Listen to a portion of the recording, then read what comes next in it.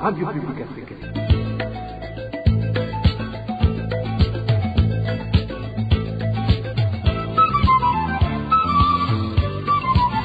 Radio Publique Africaine.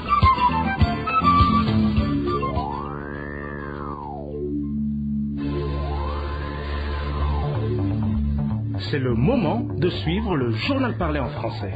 À la présentation, Onésime Douchimakité. Merci d'avoir choisi la RPA. Bienvenue à ce rendez-vous d'actualité de ce samedi 4 novembre 2023, dont voici le sommaire.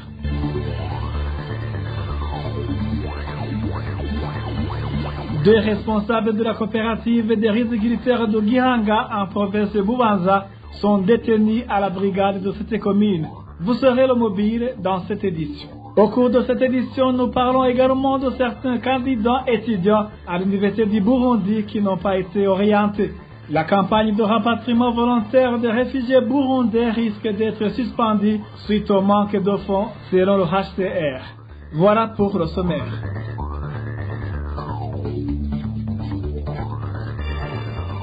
Je vous le disais en titre, les riziculteurs de la commune Gihanga en province de Bubanza alertent pour la libération de deux parmi les responsables de leur coopérative arrêtés et malmenés au cours de cette semaine.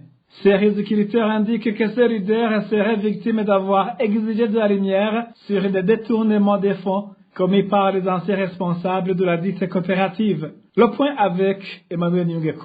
Cette coopérative de riziculteurs, dont certains responsables sont actuellement sous les verrous, se trouve dans le village 6 de la commune Gihanga, en province de Bubanza. Ils sont au nombre de 2 et des riziculteurs, membres de cette coopérative qui alertent pour leur libération, indiquent qu'ils ont été arrêtés sur base d'un dossier de détournement de fonds de cette coopérative, perpétré par ses anciens responsables. Le plus pointé du doigt dans le dit détournement est connu sous le nom de Pasteur Chiza, surnommé Gihugu. Les responsables actuels de cette coopérative du village 6 sous les verrous n'ont, selon certains riziculteurs, cessé de réclamer que les fonds détournés soient restitués, surtout que le principal accusé n'a passé dans les cachots que le temps de l'arroser et il a été libéré. Nos sources indiquent que les fonds détournés dépassent 600 millions de francs burundais. Malgré les plaintes pour que les accusés répondent de leurs actes, les riziculteurs qui se sont entretenus avec la RPA indiquent que le gouverneur de Bubanza tentait toujours de les protéger en indiquant que le dossier devrait être traité à l'amiable. C'est durant cette semaine que les deux responsables sous les verrous ont été arrêtés et un d'entre eux a été d'abord malmené avant d'être acheminé au cachot,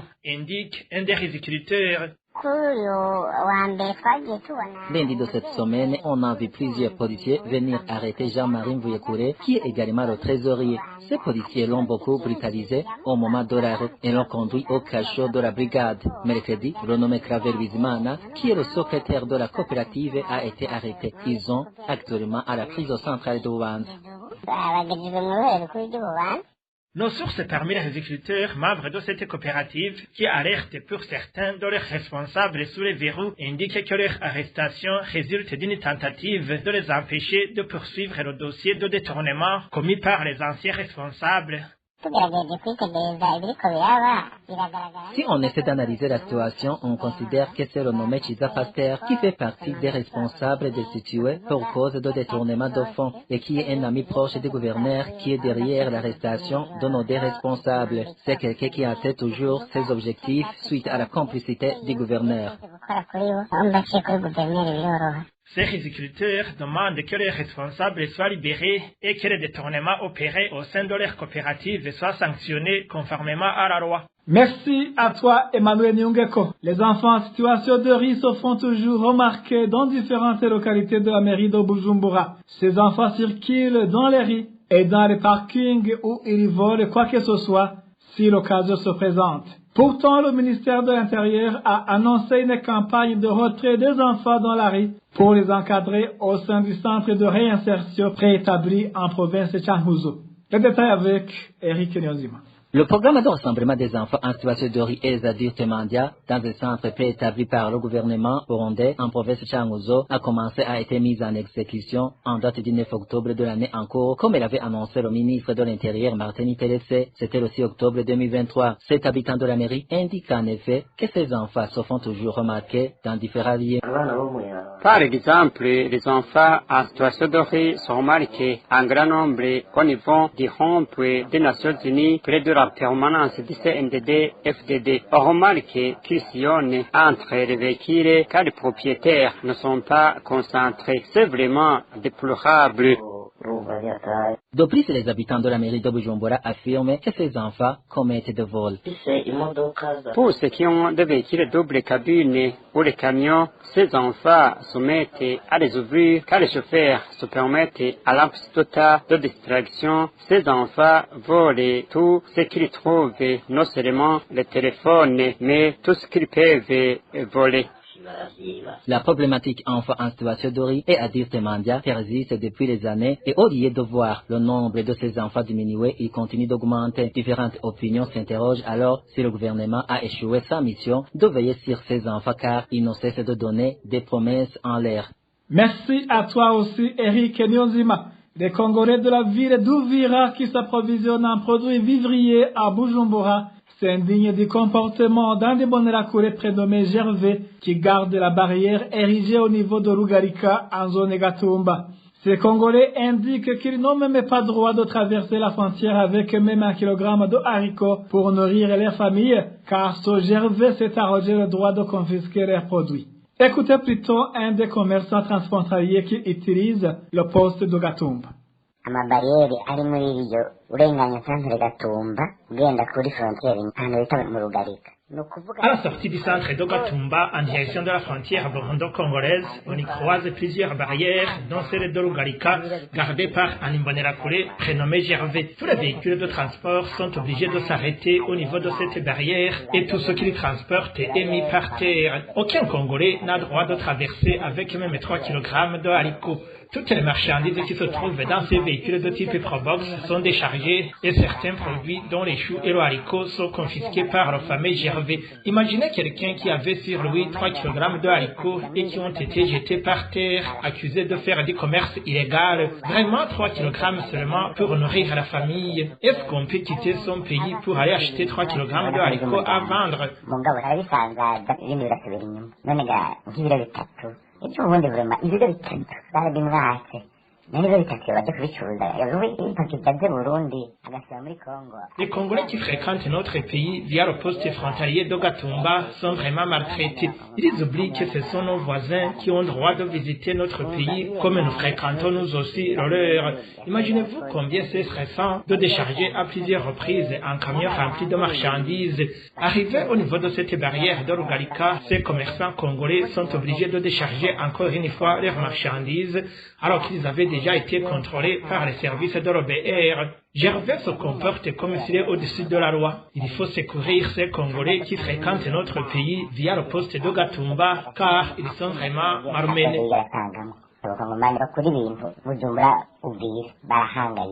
C'était un des commerçants transfrontaliers qui passe par le poste frontalier de Gatumba. Après une petite transition, nous parlons éducation. Désenchantement pour certains candidats étudiants de l'Université du Burundi. Une partie de ces candidats n'ont pas été orientés ni à l'Université du Burundi ni à l'École normale supérieure NS.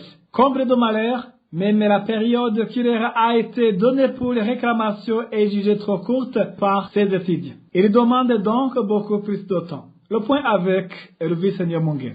Des promotions de l'édition de 2022 et 2023 vont en même temps suivre les cours à l'Université du Burundi et à l'École normale supérieure NSU pour cette année académique prochaine 2023-2024 qui commence lundi prochain, le 6 novembre 2023. Cependant, certains candidats étudiants concernés n'ont pas été orientés dans aucun de ces deux spécificités académiques alors qu'ils remplissent toutes les conditions exigées. C'est ainsi qu'ils demandent le prolongement de la période de recours dont la fête a été fixée à ce mardi, le 7 novembre 2023. Ils avancent comme motif le fait qu'ils ont tardivement su qu'ils n'ont pas été orientés. Ils ajoutent aussi que la pauvreté a fait qu'il manque des frais de déplacement pour se rendre à Bujumbura pour amorcer les procédures de recours. Il y a aussi une autre catégorie de candidats étudiants qui indiquent qu'ils ne savaient pas encore qu'ils ont été orientés ou pas du moment qu'ils habitent loin des lieux d'affichage de ce genre de formation, et aussi demandent que la période de recours soit prolongée afin qu'ils aient des facilités d'aller à Bujumbura pour se rendre compte si oui ou non ils ont été orientés. S'il deviendrait qu'ils remarquent qu'ils n'ont pas été orientés, il pourra cette fois-là introduire des recours insistatures. À côté de ces deux catégories de candidats étudiants, il y a d'autres qui ont été bel et bien orientés et satisfaits, mais qui ne se sont pas encore fait inscrire au cours et au rôle pour cause d'ignorance et de retard d'obtention des frais de déplacement au moment où la rentrée académique est fixée ce lundi dessus courant. Ils demandent de leur côté le prolongement de la période d'inscription au cours et au rôle pour la prochaine rentrée académique 2023-2024. C'est carrément difficile de retirer de l'argent sur les guichets du secteur banque de la Régie nationale des postes du Burundi. Les clients de la poste affirment qu'ils viennent de passer plus de 2 mois sans chéquier pour pouvoir retirer de l'argent sur les guichets. Selon un adhérent de la poste, les conséquences tombent sur leur tête car ils sont obligés d'utiliser un autre moyen très cher pour avoir de l'argent. Moi, je suis client de la poste et j'ai un problème. J'ai demandé un chéquier depuis le mois de septembre et puis on m'a dit qu'il faudrait attendre 7 mois. Après un mois, donc au mois d'octobre, je suis retourné au guichet de la poste et on m'a répondu que les producteurs de chéquiers n'est pas encore disponible et qu'il faudrait attendre encore 3 semaines. Le mois s'est terminé hier et j'y suis retourné, mais malheureusement, on m'a répondu qu'il faudrait attendre encore 1 mois. Je pense qu'ils sont en train de ne marcher car les chéquiers sont produits par la poste. Au moment de retirer de l'argent, on utilise les reçus et c'est la perte de l'argent pour nous. Pour résoudre le problème, est-ce qu'ils ont manqué en imprimerie? Toutes les commandes de chéquiers des autres agences postales se font en siège et moi, mon salaire passe au siège. Hier, quand je suis arrivé au guichet de la poste, j'ai rencontré un collègue qui lui aussi m'a dit qu'il avait le même souci que moi. Je ne sais pas s'ils ont fiers de nos dépenses de payer chaque fois les 3 000 francs pour avoir un reçu de retrait alors qu'on a fait des commandes de chéquiers. Essayez de plaider pour nous car la situation est difficile. Je vous disais en titre, la campagne de rapatriement volontaire risque d'être suspendue selon le HCR. Cette organisation nigérienne indique qu'il y a un manque de fonds pour tenir la dynamique de rapatriement volontaire des réfugiés burundais pour la période de novembre 2023 à juin 2024. Le point avec Elvis Mungere. Dans sa note publiée vendredi 3 novembre, le HCR indique qu'il avait prévu de soutenir 23 000 rapatriés burundais supplémentaires entre septembre et décembre 2023. Cependant, cette organisation révèle qu'elle ne dispose pas des ressources financières nécessaires pour le faire. Des fonds supplémentaires sont nécessaires pour maintenir la dynamique des rapatriements volontaires et garantir que cette opportunité relativement rare de soutenir une société durable ne soit pas aussi suspendu, a déclaré le HCR dans sa note. Pour le HCR, les exigences pour soutenir le rapatriement volontaire des réfugiés burundais sont intelligentes et les fonds devraient couvrir la période de novembre 2023 à juillet 2024. Cette note du HCR met en évidence les besoins de financement pour soutenir le rapatriement sûr et digne des réfugiés burundais provenant du Rwanda, de la Tanzanie, de l'Ouganda et d'autres pays d'Asie et pour promouvoir la résilience et la réintégration durable au Burundi. Les fonds requis par le HCR pour mener ce travail sont 18 928 921 $ américains. La note du HCR signale qu'au 31 août 2023, un total de 220 834 réfugiés avaient bénéficié d'une aide au retour depuis 2017. Environ 325 000 restent en exil, dont beaucoup sont prêts à rentrer chez eux si l'on en croit la note du HCR, qui est qu'en 2023 précise la note 15 633 Burundais sont rentrés chez eux entre janvier et mi-septembre. Merci à toi aussi, Hervé Seigneur Mungere. Merci, mesdames et messieurs, d'avoir prêté oreille attentive. Ainsi s'achève cette édition. À la présentation, vous étiez avec Onésime de Chimagiz. Bon week-end à tous.